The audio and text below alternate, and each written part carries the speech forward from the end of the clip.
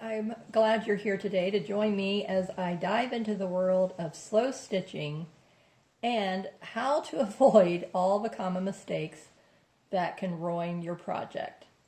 So in this video, we're going to learn about the common slow stitching mistakes and how to avoid them to embrace our creative journey. So I'm Marcia, welcome to Markets of Sunshine.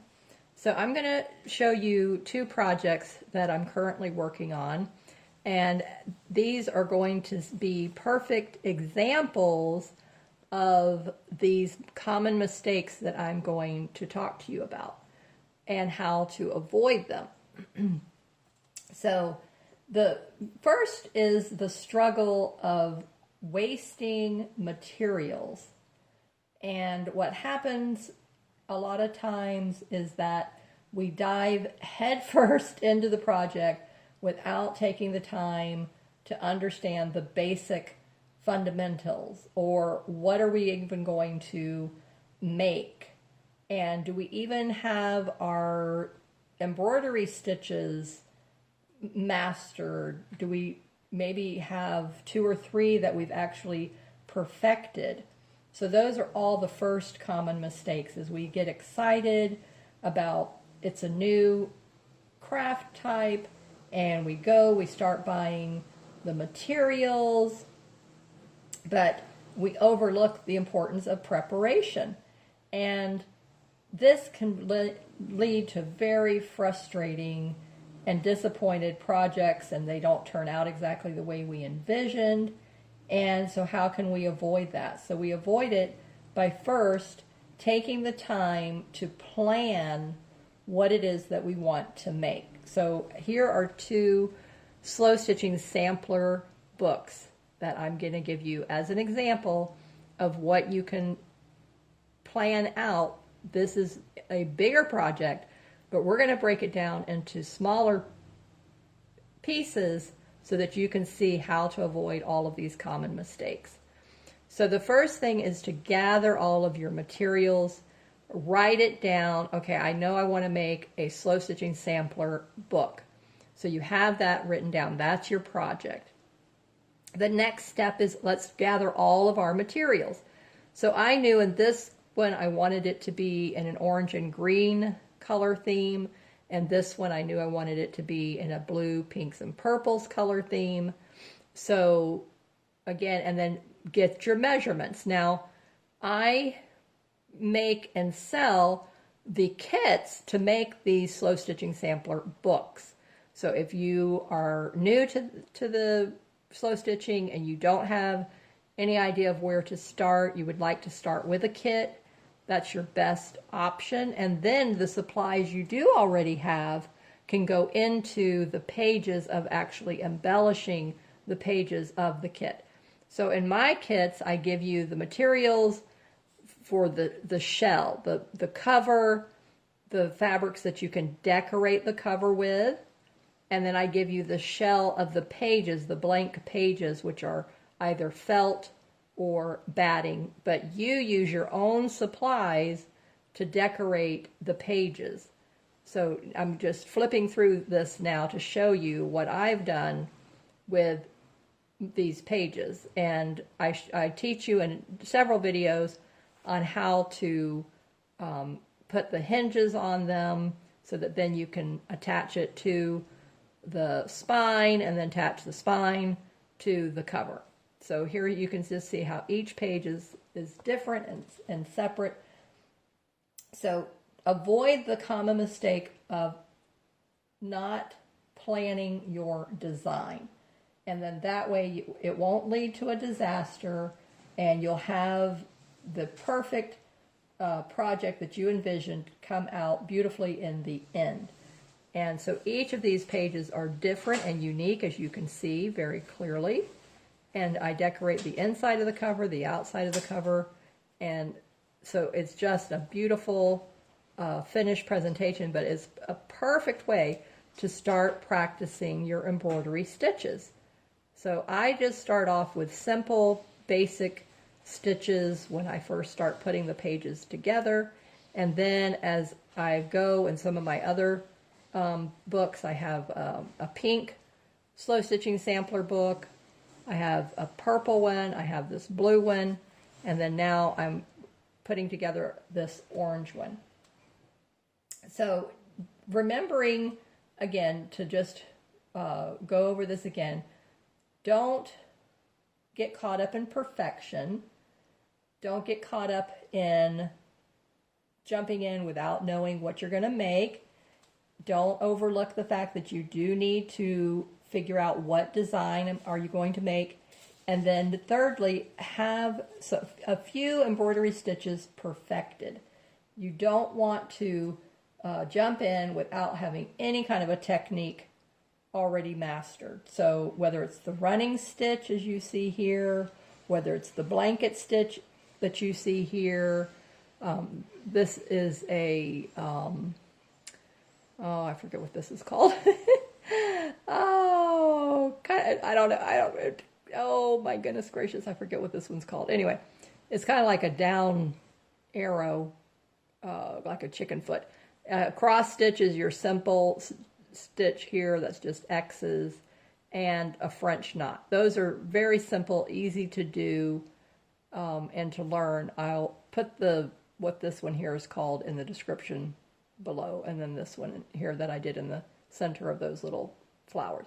But your blanket stitch is a very essential slow stitching embroidery stitch you want to learn. The cross stitch is extremely simple, very easy, basic one you want to learn.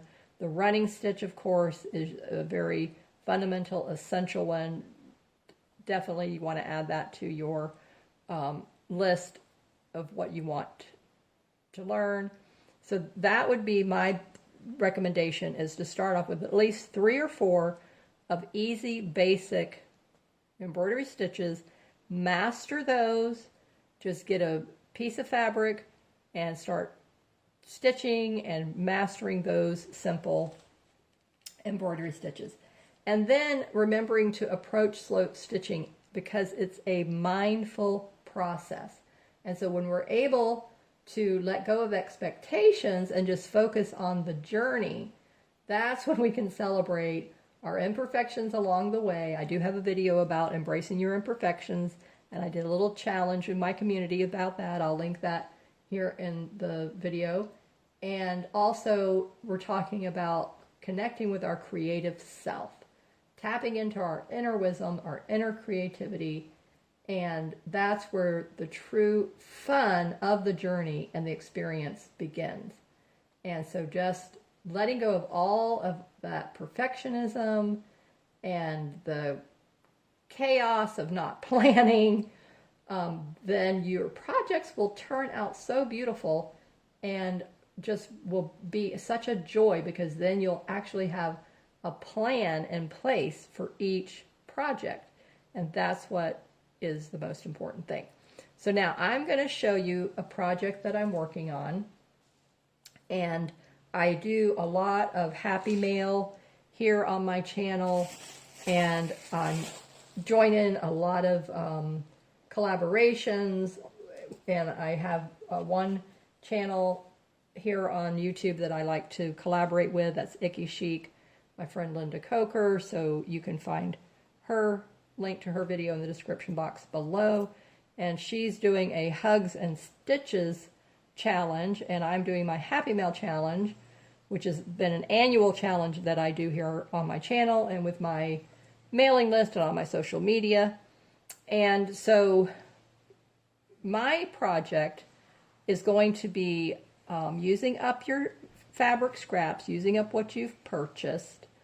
And this can actually be turned into a slow stitching sampler book cover.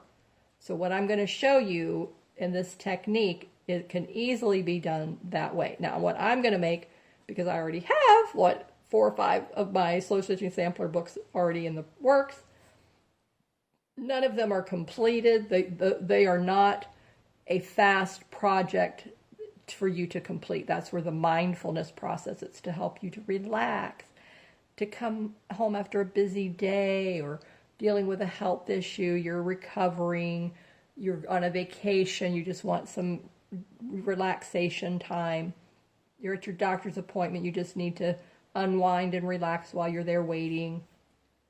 That's what the slow stitching mindfulness is all about. Now I'm going to turn this into a either a table runner or a end of the bed decor piece, bed runner, foot of the bed is where it goes. So I haven't decided which one I want to use it for. More than likely, because of the colors I'm going to be putting into this, will match my new comforter quilt that I made. Not a comforter, but a quilt. So I'm thinking that that's what this is going to be. And so the process is to take strips of batting, and I do have a large piece cut here, but I took a strip of batting first of all, and I then did the collage on that, and then I did another collage.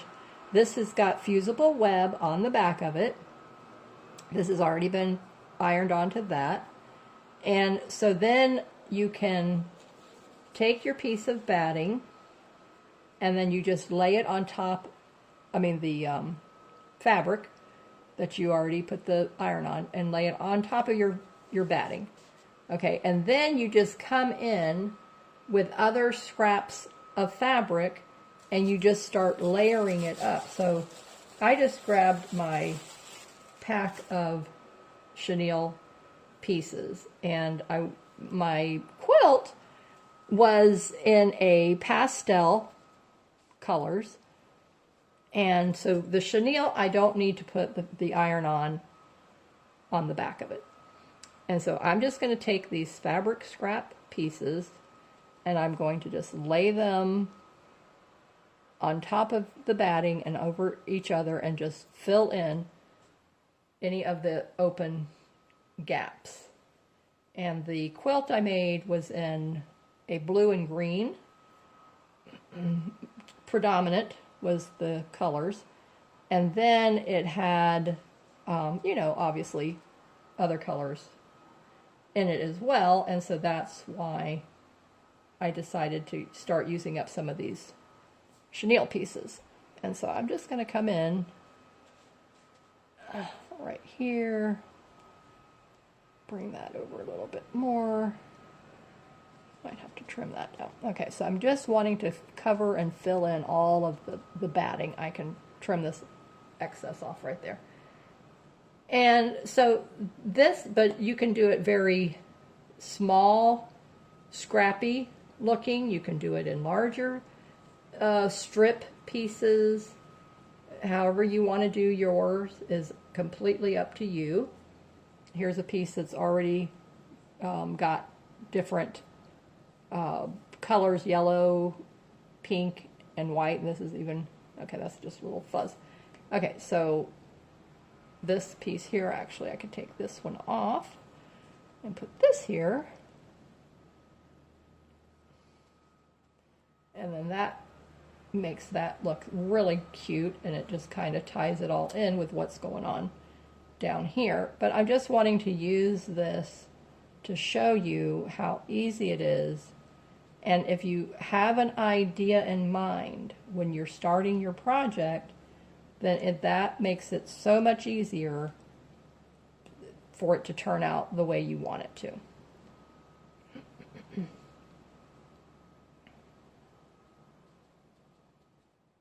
Now this open piece right here, I can come in with a smaller piece and then fill that in. And I can still come and cut these squares down, which is probably what I'll do. I'll probably cut this one here, cut this one here, and then I'll just start layering in other fabrics that I have. So this is just a quick and easy way to do it. And then your last step after you put your fabrics down and you do any stitch work that you want, I come in with lace pieces and then I just use them to cover up any of the seams. And you can do this in just certain areas. You can do it as, you know, wherever you want to do it is completely up to you. And so just play around with it and lay them out, see how you like the look of something, what you picked out, and then you'll know if that's something that you want to keep or you don't like it. And then I like to come in with buttons and just put buttons around. But just play around with it. This gives you the idea of how to do this slow stitching, how to avoid those common mistakes. I read a lot of comments in Facebook groups and here on certain YouTube videos, and people buy supplies, but they never actually get started and make something because they don't know where to start. They don't know what to make. And that's where the kits are so helpful, because if you purchase a kit, then you know, okay, I'm going to make a soft slow stitching sampler book out of this kit because I have the kit to do that. The sizes are already cut, the pages are already cut, the covers are already cut. All I need to do is decorate it, put it together. Or the tiny house kit, you know, that's an embellishment you're going to put on one of your pages. I have the bird and floral kit, teapot, teacup. I mean, I've got endless ones. Butterfly. I have a heart kit. So that's what I would recommend, is start off with a kit and then use your supplies to start embellishing the pages. And so this here, I love this as a focal point, so you can have your covers be whatever you want them to be. They can be very simple, they can be very intricate. This I just used, this was one panel here, and then I added the little piece here, and I added this one up, trim up here, and then the button and the trim, and then the brooch.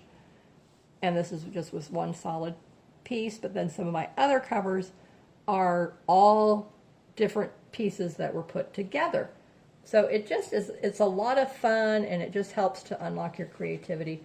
But just avoid these common mistakes of plan your project, learn a few techniques, have a design in mind, purchase some kits so that you know already what that will help with the design layout of it. So if you found this video helpful, please be sure to subscribe to my channel, hit the like button, and leave me a comment with your thoughts below. And what techniques do you already know how to do?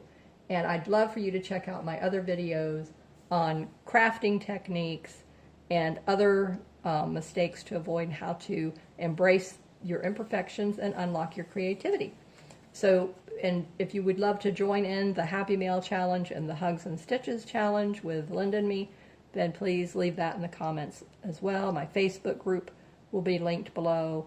My Etsy shop, all the important stuff is in the description. So thank you for being here with me today, and I look forward to seeing you in the next video. Keep creating in the sunshine. Bye-bye.